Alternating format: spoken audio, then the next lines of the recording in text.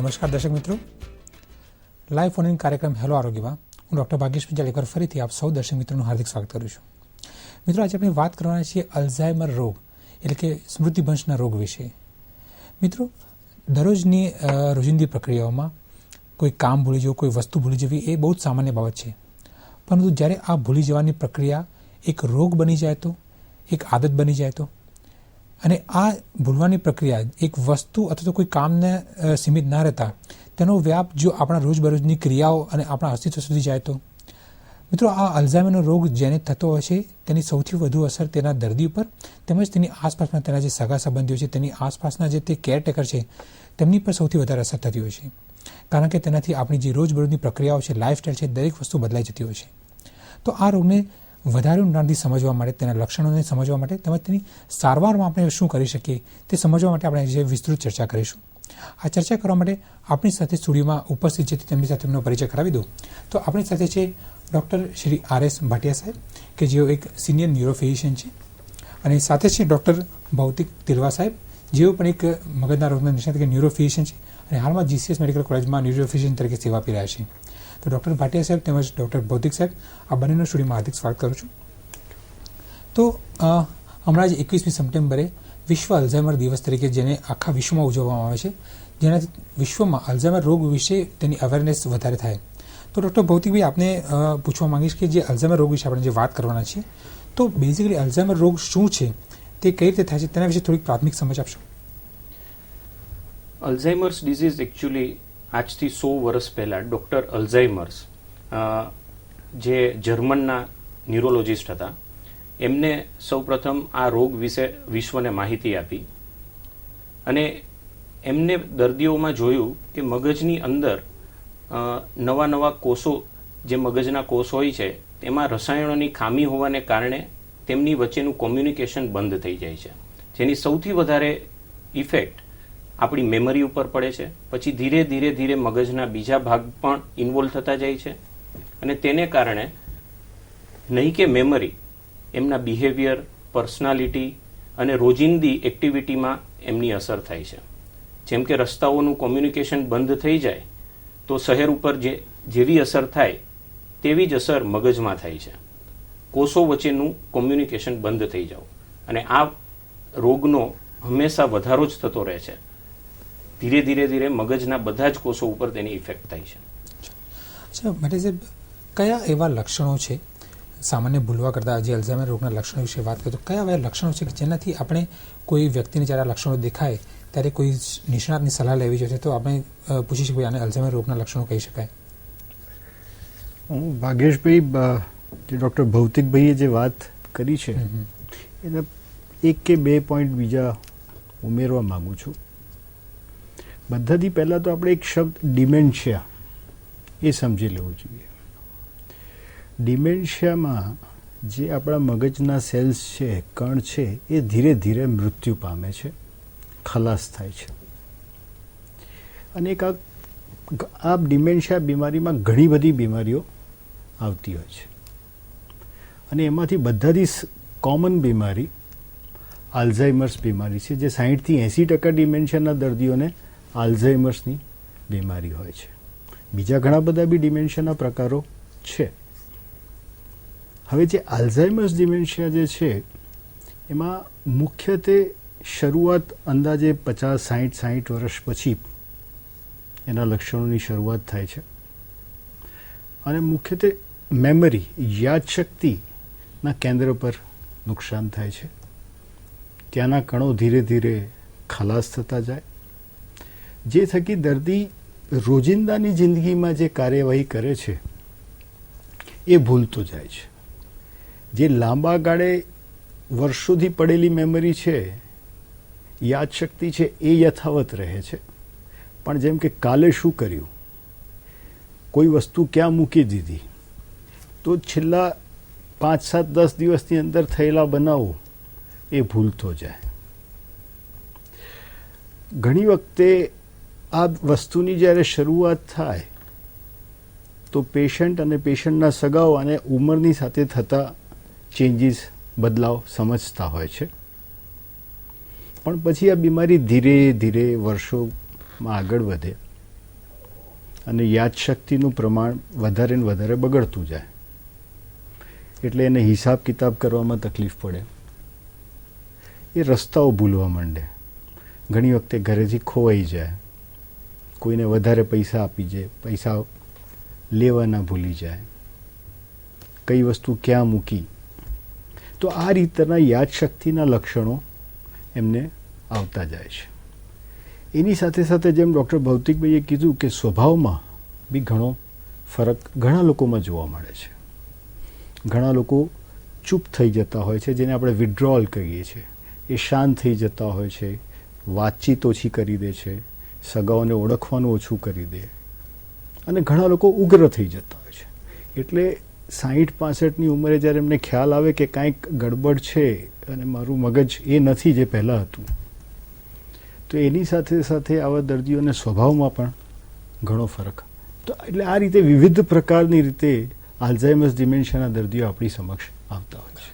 તો સાહેબ, આપણે જે આ બધા જ લક્ષણોની વાત કરી, જ્યારે કોઈ પણ વ્યક્તિમાં આ પ્રકારના લક્ષણો જણાય તો સૌથી પહેલો પ્રશ્ન એના રિલેટિવ્સના મગજમાં એક થતો હોય છે કે જ્યારે આ રોગનું નિદાન થાય ત્યારે એક પ્રશ્ન થાય કે શા કારણે, કઈ રીતે આ રોગ થયો, મગજમાં શું એવું પરિવર્તન હોય જેનાથી આ રોગ થયો, આ લક્ષણો આવ્યા. તો ભૌતિકભાઈ એના અમને વિસ્તૃત માહિતી આપશો કે કયા કારણથી આ પ્રકારનો રોગ થવા મળે છે? હા, ચોક્કસ. ઘણા બધા પરિબળો અલ્ઝાઇમર્સ ડિઝીઝમાં જવાબદાર છે. વિશ્વમાં એમનું ઘણું બધું રિસર્ચ, સાયન્ટિસ્ટ લોકો ઘણા કેમિકલ ટેસ્ટ મગજ ઉપર કરી રહ્યા છે. પણ સૌથી કોમન પરિબળ જે છેલ્લા 100 વર્ષમાં જોવા મળ્યું છે એ ઉંમર, એજ. કે 60 વર્ષ પછી આ રોગ મેક્સિમમ લોકોમાં જોવા મળે. 80 વર્ષ પછી દર 10 વ્યક્તિએ એક વ્યક્તિમાં આ રોગનું પ્રમાણ જોવા મળે છે. જીનેટિક પરિબળો, પર્યાવરણને લગતા પરિબળો, મગજમાં વારંવાર ઈજાઓ થવી, મગજમાં વારંવાર ઇન્ફેક્શન થવું, આ બધા જ પરિબળો અલ્ઝાઇમર્સ ડિઝીઝ માટે જવાબદાર હોઈ શકે. જીનેટિક પરિબળો અત્યારે સૌથી વધારે રિસર્ચ થતો વિષય છે. પર્ટિક્યુલરલી એપોલાઇપોપ્રોટીન E4 જીન જે સૌથી વધારે જવાબદાર છે અલ્ઝાઇમર્સ ડિઝીઝ માટે. વૈજ્ઞાનિકોએ મોટાભાગના અલ્ઝાઇમર્સના પેશન્ટમાં આ જીનની હાજરી જોયેલી છે. અને મોટાભાગના દર્દીઓ જે 60 વર્ષ પહેલા, એટલે કે યંગ ઓનસેટ અલ્ઝાઇમર્સ ડિઝીઝ જે હવે વધારે જોવા મળે છે પર્ટિક્યુલરલી વેસ્ટર્ન કન્ટ્રીમાં, એ બધા જ પેશન્ટોમાં વૈજ્ઞાનિકોએ જીનેટિક સ્ટડી કરી અને આ બધા જીનનું ડિટેલમાં રૂપાંતરણ કરેલું છે. 4 થી 5 જીન એ લોકોએ કરેલા છે, પણ સૌથી વધારે જવાબદાર જીન એપોજીન છે. પછી વારંવાર મગજને ઈજા થવી, માર પડવો, એક્સિડન્ટ થવું, બોક્સર્સમાં સૌથી વધારે હેડ ઇન્જરી થવો, આ બધા જ પરિબળો. પછી આપણે અમુક પરિબળો જે રિવર્સ કરી શકીએ, જેમ કે બ્લડ પ્રેશર છે, હૃદયનું દબાણ કંટ્રોલમાં રાખવું, પછી લિપિડ પ્રોફાઇલ એટલે કે કોલેસ્ટ્રોલનું પ્રમાણ, પછી ડાયાબિટીસ અને હેબિટ્સ જેમ કે સ્મોકિંગ કરવું, એ બધી હેબિટ્સ છે એ બી અલ્ઝાઇમર્સ ડિઝીઝ થવા માટે જવાબદાર છે. ચોક્કસ. તો આપણે વાત કરીએ અલ્ઝાઇમર્સ ડિઝીઝ થવાના કારણો અને લક્ષણો વિશે. અલ્ઝાઇમર ડિઝીઝની સારવાર વિશે આપણે ચર્ચા કરીશું, પરંતુ અત્યારે સમય થયો છે એક નાનકડા વિરામનો.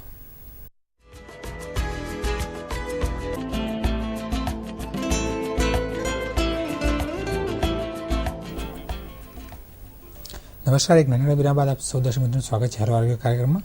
આપણે વાત કરી રહ્યા છીએ અલ્ઝાઇમર રોગ વિશે. વિરામ પહેલાં આપણે તેના રોગના કારણો તેમજ લક્ષણો વિશે જાણકારી મેળવી. અત્યારે જામનગરી તરલાબેન આપણી સાથે છે, તે કોઈ પ્રશ્ન પૂછવા માંગે છે. હલો.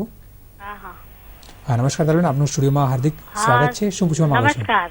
મારો પ્રશ્ન છે સાહેબ, અલ્ઝાઇમર અને મોટર ન્યુરોન ડિઝીઝ વચ્ચેનો શું તફાવત છે? ડોક્ટર ભૌતિકભાઈ. હા, મોટર ન્યુરોન ડિઝીઝ અને અલ્ઝાઇમર્સ વચ્ચે ઘણો તફાવત છે. મોટર ન્યુરોન ડિઝીઝ અને અલ્ઝાઇમર્સમાં એક કોમન વસ્તુ એ છે કે બંને ડીજનરેટિવ ડિઝીઝ છે, કે જે બંને ધીરે ધીરે વધારો જ થતો રહે છે. આ રોગમાં એ એક જગ્યાએ સ્થાયી નથી રહેતા. મોટર ન્યુરોન ડિઝીઝમાં શરીરના ચેતાતંતુઓ સુકાઈ જવા, માંસપેશીઓ સુકાઈ જવી, જેથી કરીને શરીર પાતળું થઈ જવું, આવા બધા લક્ષણો જોવા મળે છે. જ્યારે અલ્ઝાઇમર્સ ડિઝીઝની મગજ ઉપર અસર થાય છે, મગજના કોષોનો નાશ થવો, કોષ વચ્ચેનું કોમ્યુનિકેશન બંધ થઈ જવું, જેને કારણે મેમરી ઉપર એની ઇફેક્ટ આવી. જ્યારે મોટર ન્યુરોન ડિઝીઝમાં મેમરી અને બિહેવિયરમાં કોઈ અસર થતી નથી. મોટર ન્યુરોન ડિઝીઝમાં ચેતાતંતુઓ અને માંસપેશીઓ ઉપર અસર થાય છે. ચોક્કસથી. અત્યારે બિહેવિયર આપણી સાથે છે, તો કોઈ પ્રશ્ન પૂછવા માંગે છે? હલો,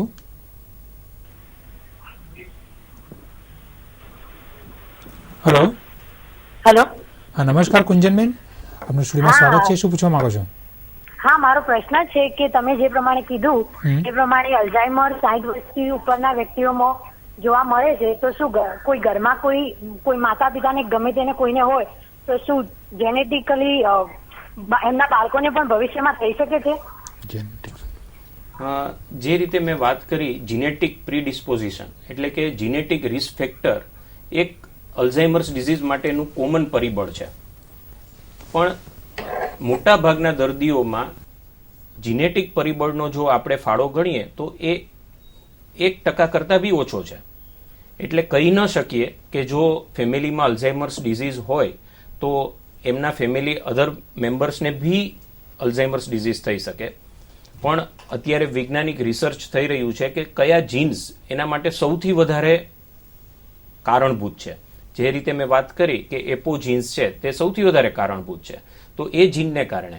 અને મોટા ભાગે જે જીનેટિક અલ્ઝાઇમર્સ ડિઝીઝ છે જે વારસામાં આવે છે એ નાની ઉંમરમાં થતો રોગ છે.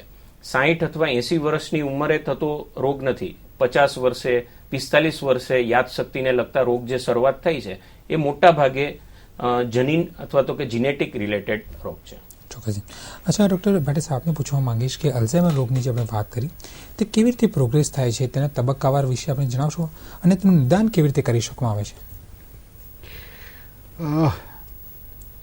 આમાં જેમ મેં પહેલાં કીધું હતું કે ઘણી વખતે જ્યારે માણસનો સ્વભાવ બદલાય, યાદશક્તિમાં ગડબડ થાય, તો મોટે ભાગના દર્દીના સગાઓ એવું જ સમજે છે કે આ ઉંમર સાથે થતા બદલાવ છે. ઘણી વખતે સ્વભાવ બદલાય, ચીડચીડિયો સ્વભાવ થાય, ઝઘડાલું થાય, દર્દીને ખબર પડે છે કે મને યાદ નથી રહેતું, એટલે બીજા લોકો ઉપર વિશ્વાસ એનો ઓછો થતો જાય. એને ખબર નથી પડતી કે મેં કઈ વસ્તુ ક્યાં મૂકી છે. તેમને બીજા પ્રત્યે વિશ્વાસ ઘટવા માંડે, જેને આપણે શંકાસ્પદ થઈ જાય, જેને આપણે પેરાનોઇયા કહીએ. તો જ્યારે આવા પરિબળો કામ કરે તો ઘણી વખતે અમે જોઈએ છીએ કે ડિમેન્શિયાના પેશન્ટો પહેલાં સાયકેટ્રિસ્ટ પાસે કન્સલ્ટેશન કરાવતા હોય છે, પણ પછી સમય સાથે યાદશક્તિ બી બગડે. જેમ મેં પહેલાં કીધું, પૈસામાં ગડબડ કરે, રસ્તામાં ગડબડ કરે. સમય જતાં એમને ખબર જ નથી પડતી કે એમને ઘરમાં રસોડું ક્યાં છે, બાથરૂમ ક્યાં છે. તો રાત્રે ઊભા થઈને રસોડામાં જઈને પેશાબ કરી આવે અને એમને ખ્યાલ જ ના હોય. કઈ વસ્તુ પૈસામાં ગડબડ કરી બેઠા એમને ખ્યાલ ના હોય. પછી આ બીમારી, જેમ ભૌતિકભાઈએ કીધું કે ડિજનરેટિવ બીમારી છે, એટલે જેમ વાળ ધીરે ધીરે ધોળા થાય અને વધતા જાય, એવી જ રીતે આલ્ઝાઇમર્સ ડિઝીઝ ધીરે ધીરે સમય સાથે વધતી જાય. યાદશક્તિ ઘટે અને માણસ પોતાની રોજિંદાના કાર્ય બી કરવામાં સક્ષમ નથી રહેતો. તો એને નાહવામાં, ધોવામાં, કપડાં પહેરવામાં, આવા બધા દૈનિક કાર્યક્રમોમાં મદદની જરૂરિયાત પડે. સમય સાથે એ વારંવાર પડી જતા હોય, ઈજા થાય અને સમય સાથે ખાટલામાં આવી જતા હોય છે. અને આ આખી પ્રક્રિયા શરૂઆતથી લઈને બાય ધ ટાઈમ એ બેડમાં આવે એ સરેરાશ 8 થી 12 વર્ષનું આખું સિસ્ટમ હોય છે. એટલે આ રીતે it is a gradually progressive, ધીરે ધીરે વધતી બીમારી છે. જ્યારે દર્દી અમારી પાસે આવે છે, તમે પૂછ્યું નિદાન માટે અમે શું કરીએ છીએ. બધાથી પહેલાં તો ક્લિનિકલ હોય છે કે ભાઈ અમે પેશન્ટ જોડે બેસીએ, એની વાત કરીએ, હિસ્ટ્રી લઈએ, એક્ઝામિન કરીએ. પછી અમે ટ્રાય કરીએ છીએ, પ્રયત્ન કરીએ છીએ કે ઘણા ટ્રીટેબલ કોઝિસ હોય છે કે જેમાં આપણે સારવાર કરીએ ડિમેન્શિયાને અને દર્દી સારું થઈ શકે. એટલે અમે ટ્રીટેબલ કોઝિસ પર વધારે ધ્યાન આપતા હોઈએ છીએ. જેમ કે ઘણી વખતે વિટામિન્સની અણપ થવી, મગજમાં ટ્યુમર થવું જેનું આપણે ઓપરેશન કરાવી શકીએ, મગજમાં હેમરેજ થાય સબડ્યુરલ હેમરેજ જેનું આપણે ઓપરેશન કરીએ તો સરસ રિકવરી આવી શકે. એટલે ડૉક્ટર તરીકે અમારું પહેલો ટ્રાય એ જ રહે છે કે શું આ અલ્ઝાઇમર્સ ડિમેન્શિયા કે ડિમેન્શિયા છે એમાં અમે સારવાર આપીને દર્દીને સાજો પાછળથી કરી શકીએ કે નહીં. એના માટે અમે લોકો રૂટીન બ્લડ ઇન્વેસ્ટિગેશન્સ અને MRI મુખ્યત્વે કરાવતા હોઈએ છીએ. પછી દર્દીની પરિસ્થિતિ જોતા કેસ બાય કેસ અમે બીજા બધા ઇન્વેસ્ટિગેશન્સ જેમ કે EEG છે, કમરનું પાણી છે, એ બધા ઇન્વેસ્ટિગેશન્સ બી કરાવતા હોઈએ છીએ. અને ઘણી વખતે અમે ન્યુરોસાયકોલોજિસ્ટની બી મદદ લેવી પડે છે સાયકોલોજીકલ ટેસ્ટિંગ માટે. તો મુખ્યત્વે આટલા રિપોર્ટ્સ આપણે કરાવતા હોઈએ છીએ. ચોક્કસથી ખૂબ જ સુંદર માહિતી આપી નિદાન વિશે આવે. દર્શક મિત્રો સમય થયો છે ફરીથી એક નાનકડા વિરામ બાદ આપણે ચર્ચા ચાલુ રાખીશું.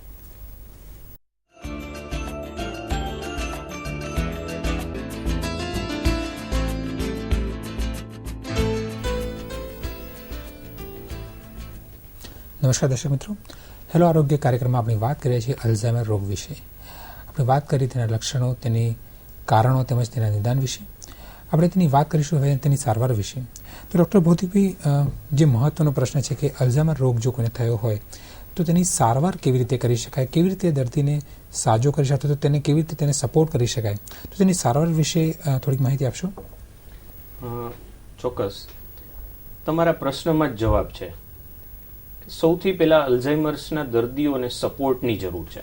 સૌથી મોટો સપોર્ટ એમના કેરટેકર સગાવાલાઓનો જે તેમની સાથે રહે છે, એમના રોગને સમજવાની અને એ જાગૃતિની જરૂર છે.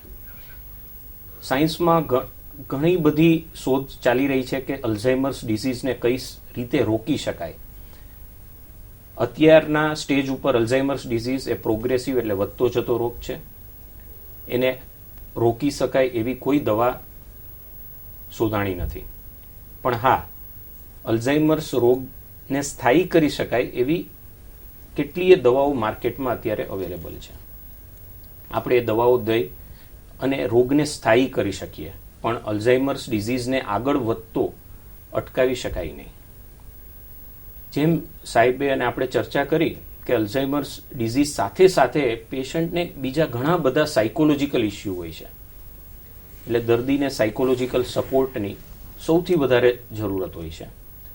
ક્યારેક દર્દીઓને ડિપ્રેશન હોય છે. એ ડિપ્રેશન માટે આપણે દવા કરી શકીએ અને પેશન્ટને એ રીતે આપણે હેલ્પ કરી શકીએ. જે રીતે મેં શરૂઆતમાં વાત કરી કે અલ્ઝાઇમર્સ ડિઝીઝ માટે અને સાહેબે બી કહેલું કે મોડિફાયેબલ રિસ્ક ફેક્ટર્સ, જેમ કે અલ્ઝાઇમર્સ ડિઝીઝને અટકાવી શકાય એવા રિસ્ક ફેક્ટર.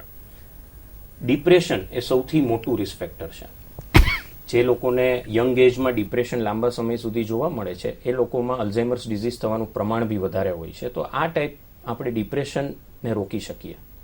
સ્મોકિંગ ના કરવું, દારૂનું સેવન ના કરવું, અને ફેમિલી મેમ્બર્સમાં જો અલ્ઝાઇમર્સ ડિઝીઝ હોય તો ધેર આર ઘણી બધી સાયકોલોજીકલ ટેસ્ટ છે કે મગજને એક્ટિવ રાખવું, ગેમ્સ રમવી, સાયકોલોજીકલ ગેમ્સ રમવી. જો ઉંમર 70 વર્ષ વધારે ઉંમરે આ જો રોગનું નિદાન થાય તો સૌથી વધારે એમને સામાજિક અને વ્યવહારમાં એક્ટિવ રાખવા. જેમ કે ગ્રાન્ડફાધર કે ગ્રાન્ડમધર છે, તેમના પૌત્ર સાથે ચર્ચા કરે, વાર્તાઓ કરે, ગેમ્સ રમે, ન્યૂઝપેપર વાંચે.